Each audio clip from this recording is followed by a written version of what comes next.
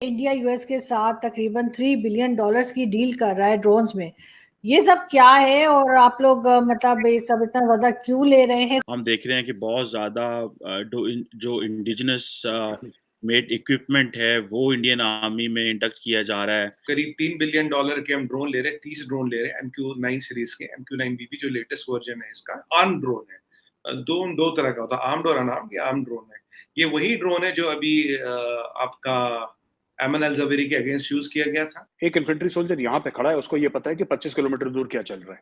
World का best drone है ये। अभी ये वाला जो वेरिएंट है इसमें काफी इंप्रूवमेंट्स है। जैसे इसकी रेंज ज्यादा है, 35 घंटे तक ये हवा में रह सकता है। और उसके बाद इतना ही नहीं बल्कि उनके खिलाफ इंदराज मुकदमा की दरखास्त भी रात गई ही हो गई थी, जिस पर आज बाकायदा मुकदमा भी दर्ज कर लिया गया है और उसमें दहशतगर्दी की दफात भी लगाई गई हैं। इमरान खान साहब को उसमें मुल्जिम नामजद किया गया है। पाकिस्तान और भारत बिल्कुल नॉर्मल हमसायों की तरह बिहेव करें, ये मुमकिन ही नहीं है। और इससे एक बहुत बड़ी चीज होगी, क्योंकि अगर आप इंडियन फायर पावर देखें, इंडियन फायर पावर में बहुत बड़ा एडिशन है। अब हम अपना रिकॉग्निशन ही नहीं कर सकते, मतलब नजर ही नहीं रख सकते। अब हम अटैक भी कर सकते हैं। We can attack and take people out as and when we want, as and where we want. और इनकी रेंज बहुत ज्यादा है।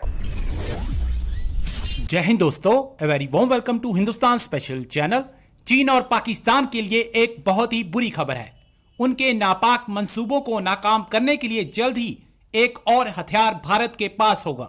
चीन से लगी वास्तविक नियंत्रण रेखा पर और हिंद महासागर में सतर्कता बढ़ाने के लिए $3 अरब से अधिक की लागत से 30 MQ-9B प्रीडेटर सशस्त्र ड्रोन खरीदने को लेकर भारत के अमेरिका के साथ बातचीत अंतिम चरण में है। इस घटनाक्रम की जानकारी रखने वाले अधिकारियों ने रविवार को ये जानकारी दी। ऐसा बताया जा रहा कि MQ-9 रीपर का इस्तेमाल हेलफायर मिसाइल के उस संशोधित संस्करण को दागने के लिए किया गया था जिसने पिछले महीने काबुल में अलकायदा सरगना अल जवाहिरी को मार गिराया था। इन ड्रोनों को तीनों सशस्त्र बलों, थल सेना, वायुसेना और नौसेना के लिए खरीदा जा रहा है। अब अमेरिका द्वारा भारत को MQ-9B प्रेडेटर ड्रोन सप्लाई किए जाने की खबर सुन चीन और पाकिस्तान सकते में है। इंडिया यूएस के साथ तकरीबन $3 बिलियन की डील कर रहा है ड्रोन्स में।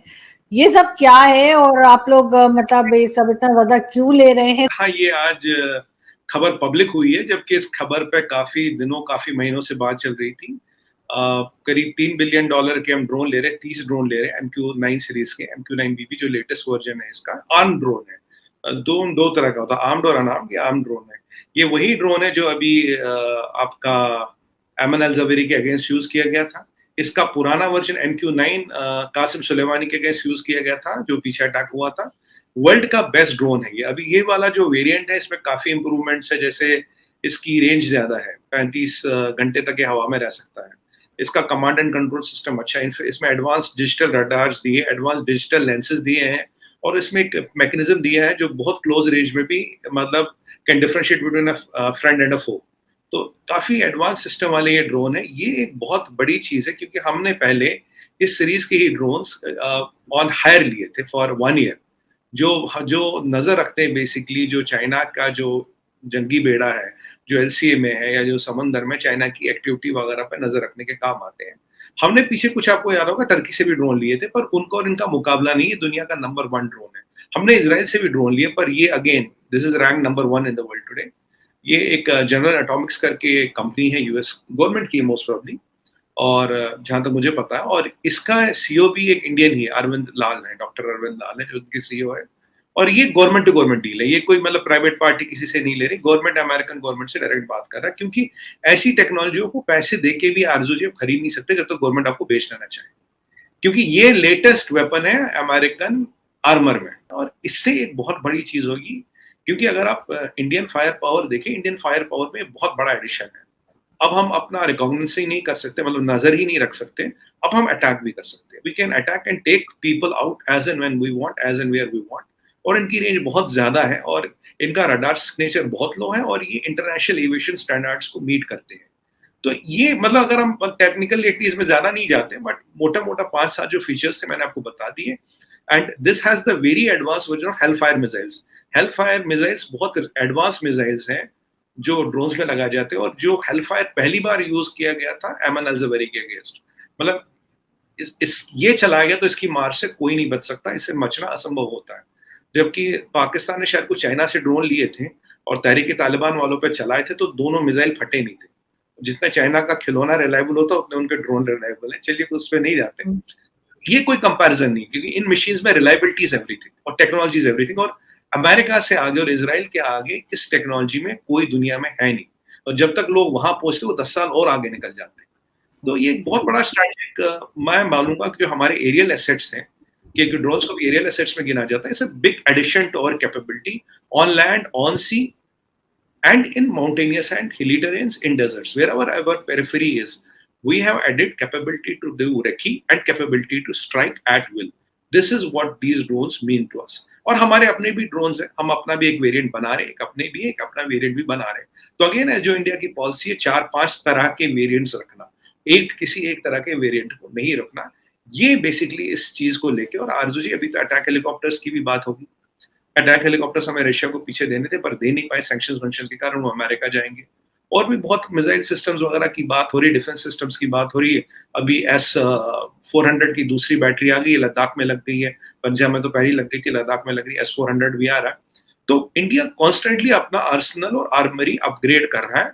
हम देख रहे हैं कि बहुत ज्यादा जो इंडिजिनस मेड इक्विपमेंट है, वो इंडियन आर्मी में इंडक्ट किया जा रहा है। और राजनाथ सिंह हैं, वो काफ़ी ज़्यादा, जिसे कहते हैं ना कि ई गवर्नेंस एप्लीकेशंस और बहुत कुछ कर रहे हैं। ये जो new generation anti personal mine और पता नहीं क्या-क्या, ये जो इंडियन आर्मी में डेवलपमेंट्स हो रही हैं, आप क्या देख रहे हैं? इसकी क्या ज़रूरत पड़ी इंडियन फ़ौज में?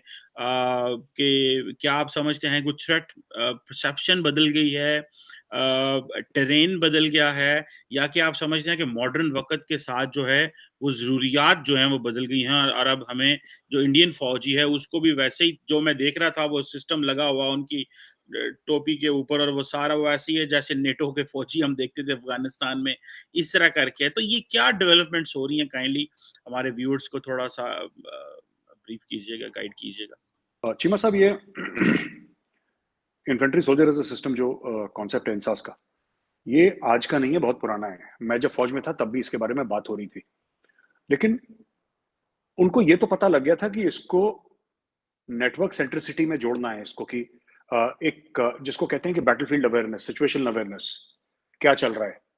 एक इन्फेंट्री सोल्जर यहाँ पे खड़ा है, उसको ये पता है कि 25 किलोमीटर दूर क्या चल रहा है, so he can make his plans. पर उस जमाने में इंटरनेट नहीं था। प्लान आज के नहीं है, प्लान बहुत पुराने इंडियन आर्मी के। मैंने भी इसके बारे में पढ़ा था।